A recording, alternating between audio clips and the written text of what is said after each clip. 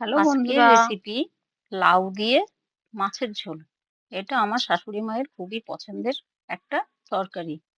ওনার বয়স হয়েছে 95। উনি খুব সাদামাটা রান্না পছন্দ করেন। প্রথমে লবণ হলুদ দিয়ে মাছটাকে ভালো করে ভেজে তুলে নেব। তারপরে বড়িগুলো ভেজে তুলে নেব।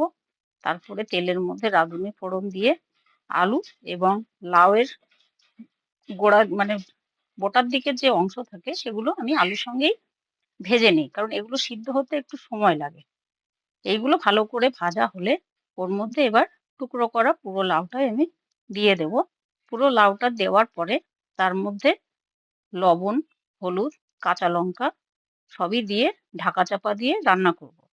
দিয়ে লাউ যখন নরম হয়ে আসবে তখন কিছুটা জিরে বাটা দিয়ে আবার একটু কষিয়ে, হালকা সামান্য কষিয়ে গরম জল দিয়ে দেব। গরম জল দিয়ে সামান্য নাড়াচাড়া করে ঢেকে দেব।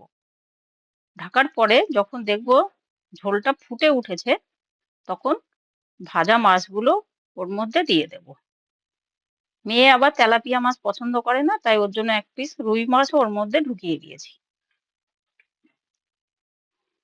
খানিকক্ষণ ফোটার পরে দেখব সবকিছু যখন গ্রেভি মতো তৈরি হয়ে গেছে, রান্না কমপ্লিটের দিকে, তখন একটু গ্যাসের জোর বাড়িয়ে ভালো করে ফুটিয়ে দিলেই তৈরি হয়ে গেল লাউ মাছের ঝোল।